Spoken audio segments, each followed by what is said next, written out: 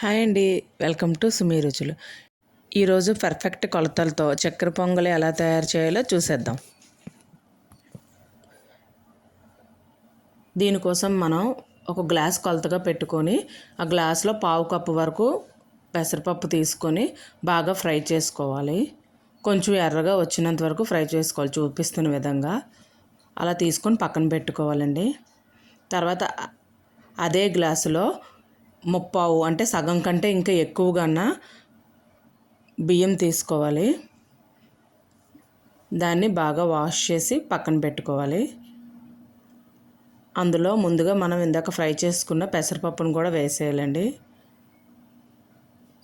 వేసి ఇప్పుడు 2 glasses water, ఇందాక ఏ గ్లాస్తో అయితే మనం కొలత తీసుకున్నామో ఆ గ్లాస్తో 2 గ్లాసెస్ వాటర్ వేసుకోవాలి.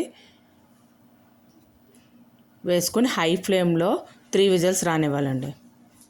ఇప్పుడు నెక్స్ట్ డ్రై ఫ్రూట్స్ వేపుకోవడానికి ఒక స్పూన్ నెయ్యి వేసుకొని అందులో గుండగా కట్ చేసుకున్న కొబ్బరి ముక్కలు వేసుకోవాలి. అది కొంచెం రెడ్ కలర్ వచ్చాక బాదం, జీడిపప్పు, కిస్మిస్ అలా వేసుకొని బాగా ఫ్రై చేసుకోవాలండి. రెడ్గా వచ్చినంత వరకు తీసి పక్కన. ఇప్పుడు కుక్కర్ విజిల్ అయిపోయాక ఈ విధంగా వస్తుందండి. ఇప్పుడు పాకం కోసం పంచదార అదే గ్లాస్ కొలతతో సగం కంటే ఎక్కువగా నేను పంచదార తీసుకున్నానండి. మిగిలిన సగం బెల్లం తీసుకున్నాను. ఇంకా స్వీట్ ఎక్కువగా తినేవారున్న ఒక గ్లాస్ పంచదార తీసుకోవచ్చు, హాఫ్ గ్లాస్ బెల్లం తీసుకొని వేసుకోవచ్చు. నాకు ఇది సరిపోయింది, అందుకే నేను ఈ క్వాంటిటీ తీసుకున్నాను.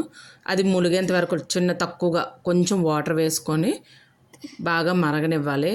ఎలా అంటే చేత్తో పట్టుకుంటే కొంచెం సాగాలన్నమాట పాకం, అలా రావాలి పాకం.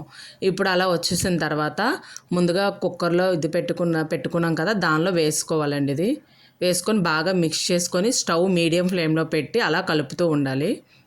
అది బాగా దగ్గరికి అయిపోవాలండి.